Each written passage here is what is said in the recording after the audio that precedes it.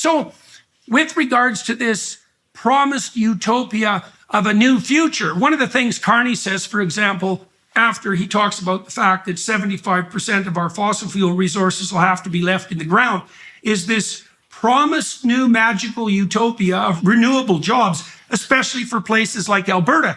Now, he says that if we unleash innovation in the private sector, that all the problems that are associated with the transition to net zero will somehow be solved. So let's see what's happened in countries where that's actually being attempted. So I think we should talk about Germany and the UK.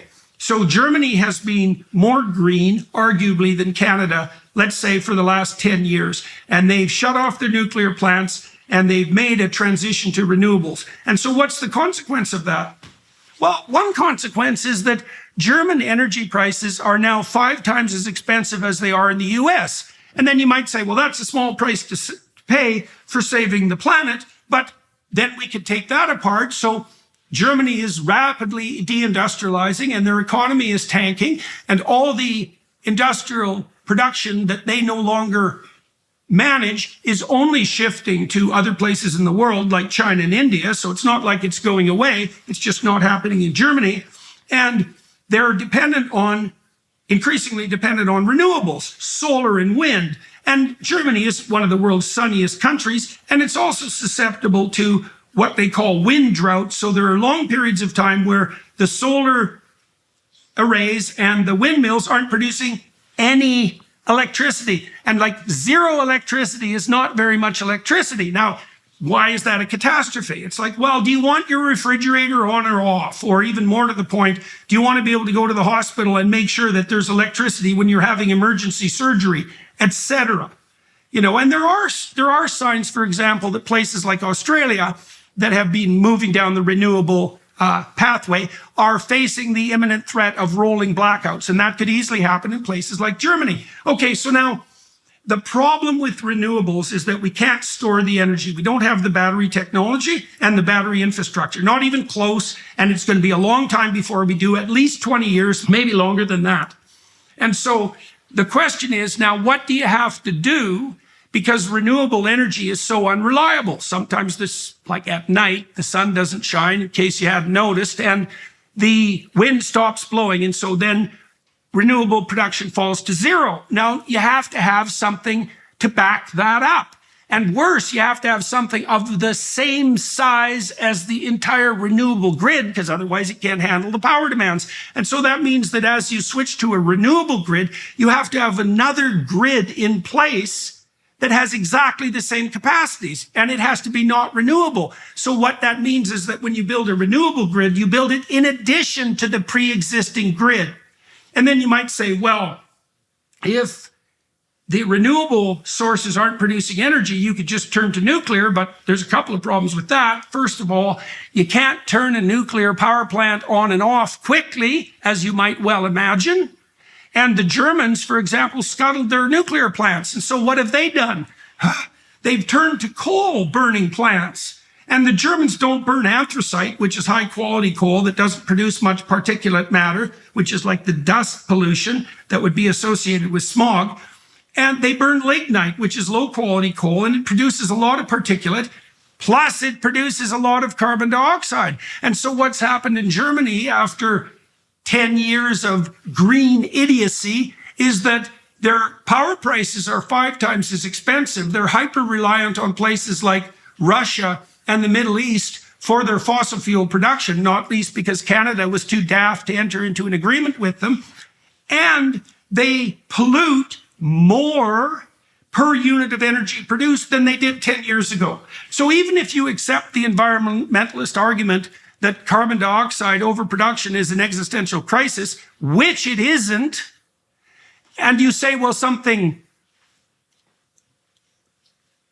substantial needs to be done to ameliorate the threat, you have to observe that when something substantial has been done, so that's the creation, let's say, of a renewable power grid, the consequence is not only that the atmosphere doesn't improve with regards to carbon dioxide proportion, but that the pollution problem actually gets much worse, as well as energy becoming more expensive and unreliable. And so what? That's what you want Carney to do for Canada. And for Canada, there's not a country in the world that's more dependent fundamentally for its existence on reliable energy, because Canada is uninhabitable without an unbelievably well-developed industrial and energy infrastructure just to keep us alive when it's 40 bloody below. And then our economy is radically dependent on our natural resource production. Now, it shouldn't be that dependent on natural resource production, because we should be doing value-added investment, for example, refining our fossil fuel resources to a higher degree than we currently do. Most of that's done in the United States, and we should do things to ensure that we make the proper transition into a technologically driven future. But Carney says absolutely nothing about any of that in his book Values. And so he just magically hand waves and says, oh, well, if you unleash the private sector, there'll be this magical net zero transformation, and everyone will have much more productive jobs, and the planet will be much greener, and we won't need to rely on fossil fuels. Well, we don't just rely on fossil fuels for energy, folks. We rely on fossil fuels to make damn near everything that we make, including our agricultural products. And so you also hear the net zero people claiming that agricultural production has to be slashed radically. And so you can imagine what that's going to do to food costs if you haven't noticed. And part of the reason for that is that the fertilizers that we use, ammonia, for example, are created out of fossil fuels.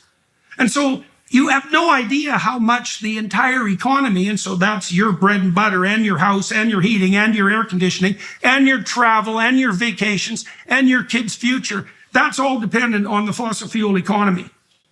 And so Carney, there's two tacks you can take to Carney. One is either he's learned that his net zero preoccupation was wrong, which means every single thing he thought while he was being educated and while he had his highfalutin career, every single thing he thought was radically not only wrong, but the opposite of the truth. That's one conclusion. Or he still thinks what he's always thought, which is certainly what it seems to be in his book Values, and certainly seems to be the case with his continuing insistence that we have to hit net zero by 2050 and spend $2 trillion doing it. The alternative conclusion to he was just radically wrong and has learned is that he hasn't learned a damn thing. And it's still his fundamental axiomatic presupposition that human being industrial production leading to carbon dioxide overproduction is an existential threat that should be everyone's top priority for every financial decision that they make, and that everything should be secondary to that. And that implies that his claim to eliminate the carbon tax, for example, and to move Canada onto a more solid industrial footing in the future is just a lie. So those are your options. Either he was completely wrong about everything for the last 20 years in the worst direction possible and has learned, or that he hasn't learned a damn thing and is still sticking to exactly what he wrote in his book Values in 2021 and exactly what he's indicated in all of his public pronouncements. And he's going to act as if he's in favor of Canadian economic development, but he's going to keep pursuing a net zero agenda because that's priority number one. And you peasants are too stupid to understand the reality of the situation that's in front of you. And so that's going to mean no flights for you and no clothes for you, maybe 3 changes of clothing per year, only a short haul flight every 3 years, for example, a radical reduction in the amount of meat that you eat, a radical reduction in private car ownership. And you might think, well, that's paranoid conspiracy theory, but you can go look at the documents of the C40 coalition of the top cities in the world and look at their aims for the next 20 years.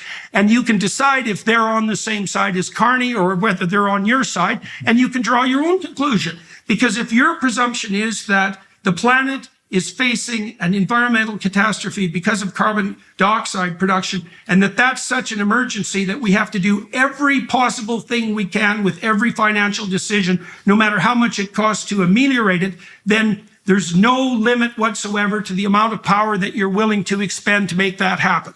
And we know it'll happen because it's already happened to Germany and the UK, and it's happened to a large degree to Canada. And there's no reason to assume at all that Mark Carney is a leopard who's changed his spots. Quite the contrary.